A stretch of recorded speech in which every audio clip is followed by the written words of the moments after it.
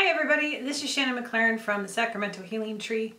I wanted to come on here today and talk about what to look for in a Reiki practitioner or a Reiki healer.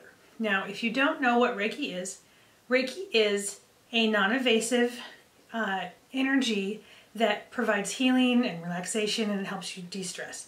And what I mean by non-invasive is that there is no touch that happens. So what happens is when you're giving Reiki to somebody, you hover kind of over their skin just a little bit about this far away. And what happens is when you've been attuned to Reiki, Reiki flows through your hands and into your client. So, and Reiki means, what it is it's life force energy that a Reiki practitioner has been attuned to, and so that comes through in a Reiki session.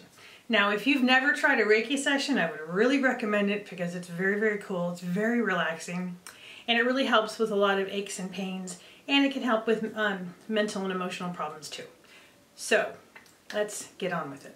So the first thing that I recommend people to ask when they're looking for a Reiki practitioner is what level you are. And what that means is there's a level 1, and what you learn in level 1 is you learn how to heal the physical body. That's what you're attuned to in level 1.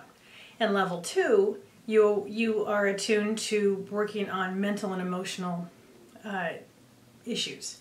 And when you're a Reiki master, you get a higher level of attunement, and you are also able to teach Reiki 1, 2, and master. Now, a lot of people will think, oh, I'm just a Reiki 1, but that's not actually accurate. So if you have a physical problem, a person that has been attuned to Reiki 1 is just as good as a Reiki master in this level. So don't discount somebody just because they're a level 1, because a level 1 practitioner still wants to be able to heal people. So that's the question. So what is it that you're looking for, and then what level they are on? Now, the other question is how long have they been doing it? And this is kind of a catch-22 because people who are just attuned to Reiki 1 still need people to work on so that they can get more experience. So, but if they are brand new, you might not want to go to them because if something comes up, they may not have the experience to handle any kind of different things that may come up. And what I mean by that is sometimes when you're healing somebody, they might have a reaction where they're starting to feel a little sick to their stomach, or something might happen and it's out of the norm. And if somebody's brand new, they may not have the experience to handle something like that. Now, if you don't think that you're going to have anything out of the norm, then please give a Reiki 1 practitioner a try. So the experience of how long they've been doing it is also very important. And then ask for references. Say, hey, can I talk to some other of your clients? I'd like to know how, I'd like to talk to them one-on-one so I know how they liked your services. And of course you're going to get, people aren't going to give you bad references, but you have somebody to talk to learn a little bit more about the practitioner.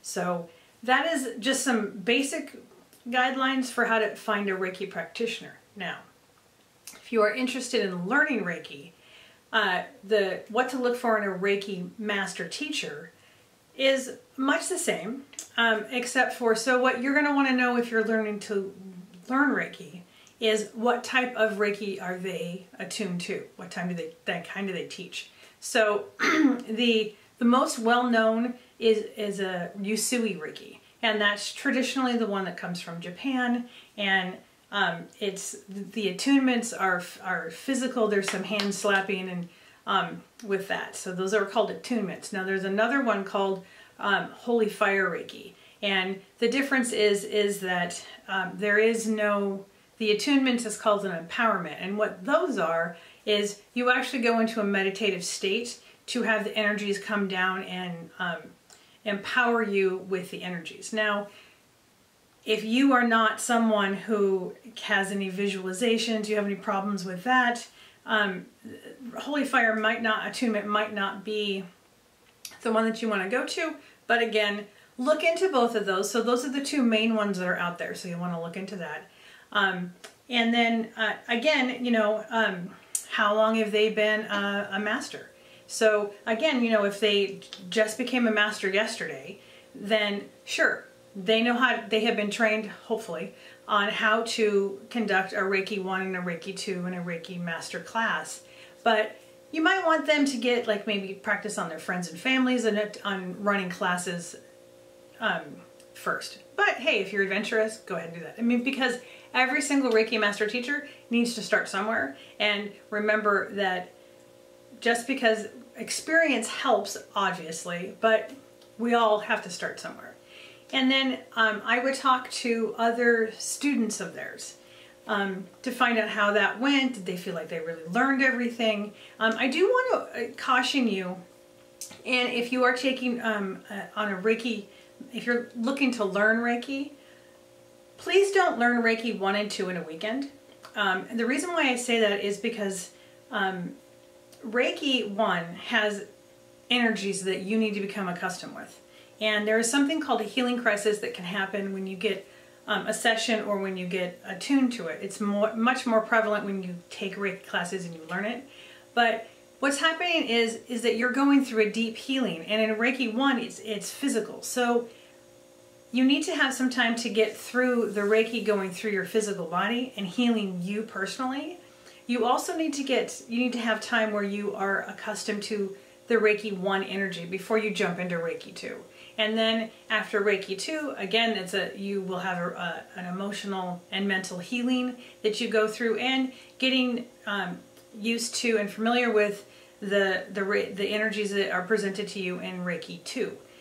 And again, so you don't want those back to back, because it doesn't allow you time to really absorb and really become familiar with those energies. So, and then you want to ask the Reiki master teacher, how long have they been practicing Reiki? So I have heard about, there are some people who can become a Reiki master teacher in a weekend, like all 3 classes. I would really not recommend that.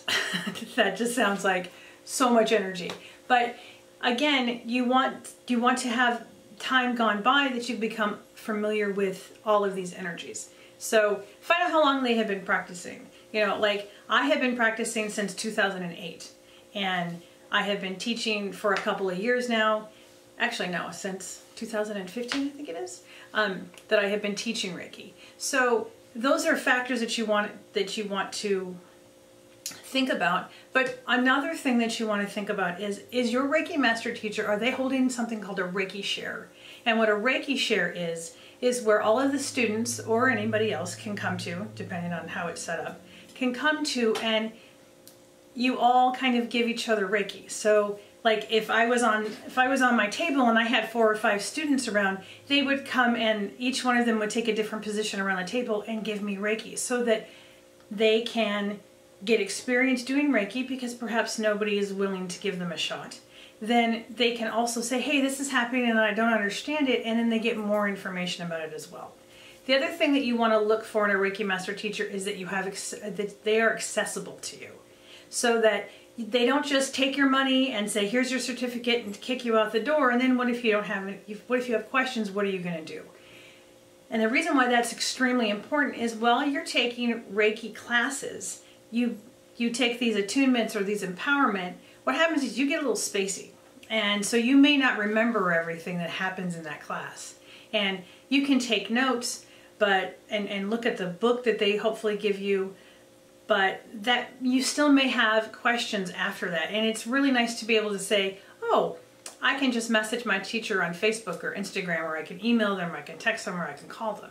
So that way you're not left to adrift out in there in the emotional, energetic world without any kind of place to come back to. So I wanted to come on here and just kind of tell you some like real live things to look for. Now, of course, I'm a Reiki master teacher and I give sessions and I teach classes, but make sure that you're looking for somebody that you feel a connection with. It's very important that you feel comfortable with them and you feel like you can connect. So, maybe my style is not something that you or somebody else would like, then go find a Reiki master teacher that you really are like, oh, they're so peaceful, or whatever it is that you're looking for. Just make sure it's the right one for you. So those are my tips, and if you would like to comment below, I'd really appreciate it, and like the video and subscribe to me. If you comment, I will absolutely respond to you.